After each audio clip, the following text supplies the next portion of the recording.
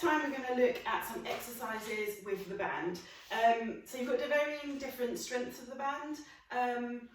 So it doesn't really matter. If you've got quite a light band, then what you can do is double it over to make it a little bit stronger. But if you've got a variety of them, then you'll pick the one that suits the exercise really.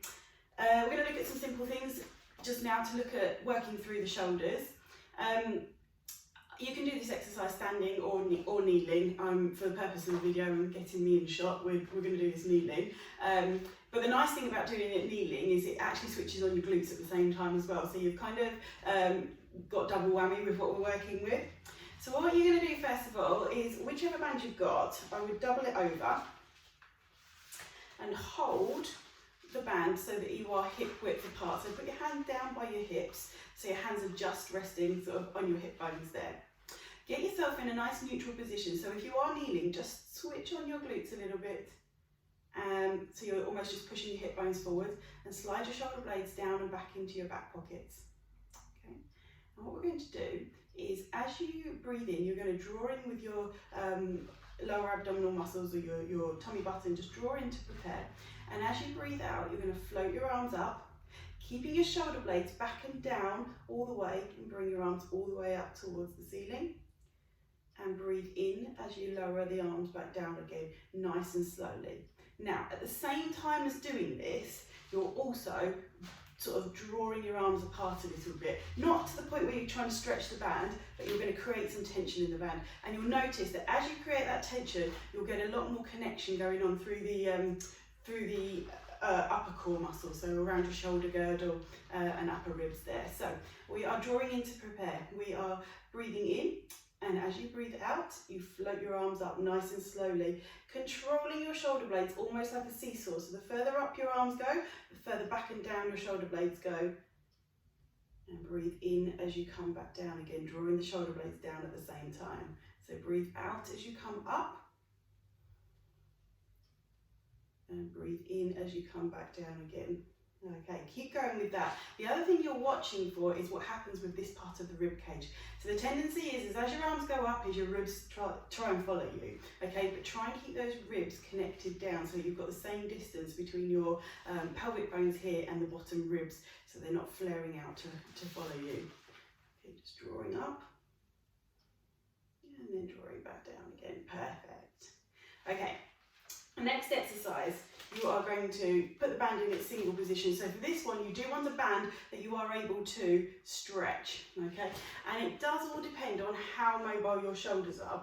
If you are relatively mobile, we're going to start with your hands hip width apart again. It's the same as that first exercise, so we're going to draw the arms up nice and gently, shoulders stay back and down. Once your arms are at the top, you're going to bend your elbows and come down into this position here. So you're drawing your shoulder blades down, it's really working through those shoulder blade muscles, and then arms come back up and lower back down again. Now, if you get to a position where you get to this point here, and as you draw your arms down, the band is coming to here, that's fine. Don't force your shoulders back, but equally, don't poke your head forward in order to get the band back.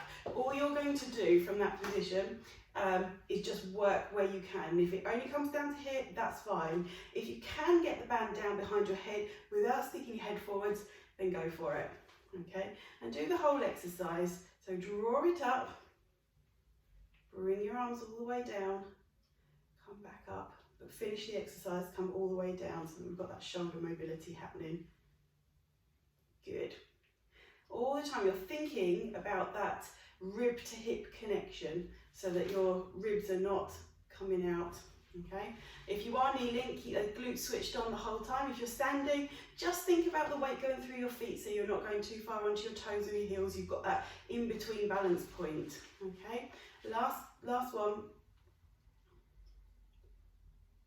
Perfect. Good. Okay. From there now, what we can do is hold the band in this position at the hips, and we're going to just draw the arms back and draw the arms back from here. So you're using your body as the point that's creating the resistance of the band. So you're coming from here, and we're sort of doing these chariot pulls, as we would call them if we were doing them on the reformer. So up nice and tall, Just have your hands here and just draw your hands back and bring them, release them. Draw them back and release them. You're going to feel your triceps kicking in, but we also want to feel these muscles in between your shoulder blades working as well. Okay, so you're just literally drawing back. You probably want quite a light band for this one, if you've got one. And release. Push back and release. Push back and release. Perfect. Couple more. Lovely. Okay, and release them there. So what we can do now is pop you into this position. So you are onto the band. If you're standing, you just stand on the band, hold a little bit further up. You may only need to stand on it with one foot, depending how tall you are. And again, relatively light band you want for this one. All we're going to do is just lift up to the side and lower back down again. So it's about getting the shoulder blade, shoulder girdle engaged. The aim of this exercise is not to do this, okay? If your band is too strong, you will do this or you will do this in order to lift up. So all you're going to do is just float the arm up and lower it back down again. Float it up and lower it down. Now watch that you don't start to bring the arm too far forwards. Keep it out to this sort of parallel with the rest of your body to lift up. Breathe out as you go up, and breathe in as it comes back down.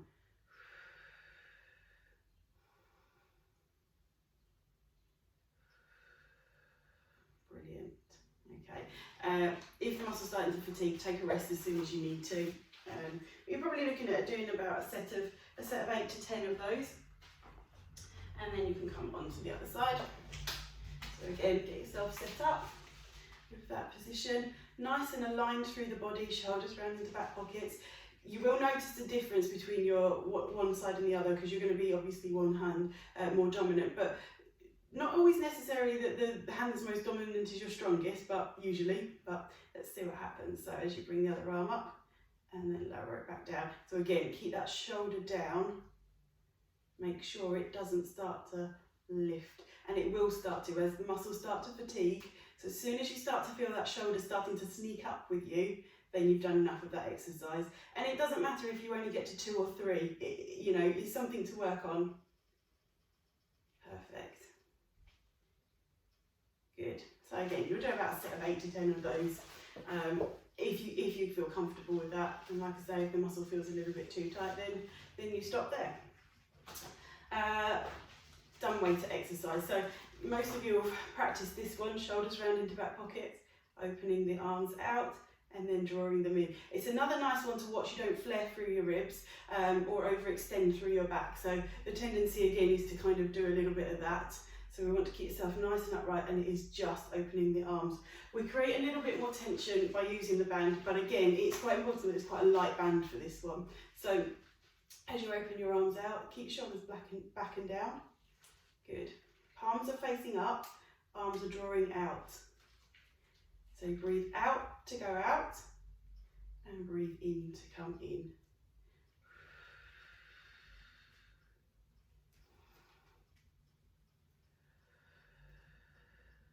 Perfect. Do a few more of them. And again, probably about a set of 8 to 10 of these, but again, as soon as you feel that the muscles are starting to work, and you might feel a little bit in through your pectoral muscles, in through the deltoids across here, or it may just be those muscles between your shoulder blades that are really starting to feel it. But all those muscles are correct when you're doing this exercise.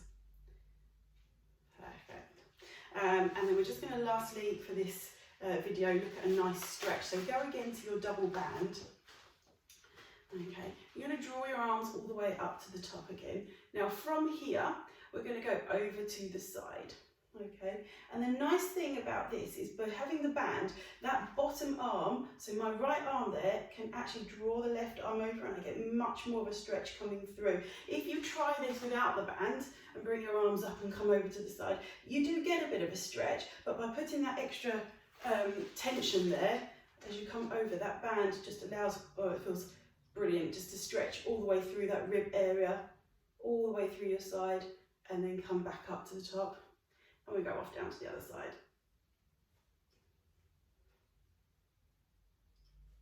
Brilliant. And then release this off. So as you're doing those stretches, at least 10 seconds, ideally 20 to 30 as you're going to hold, as you hold that stretch. All those exercises have been focused around your shoulder. This is assuming that you have got good shoulder mobility, you haven't got any aches and pains. If you have got aches and pains, then just take it to the level that you can, that you feel comfortable with, or give us a shout out, and we can give you some more advice on which ones will be the best ones to work with for you. Okay.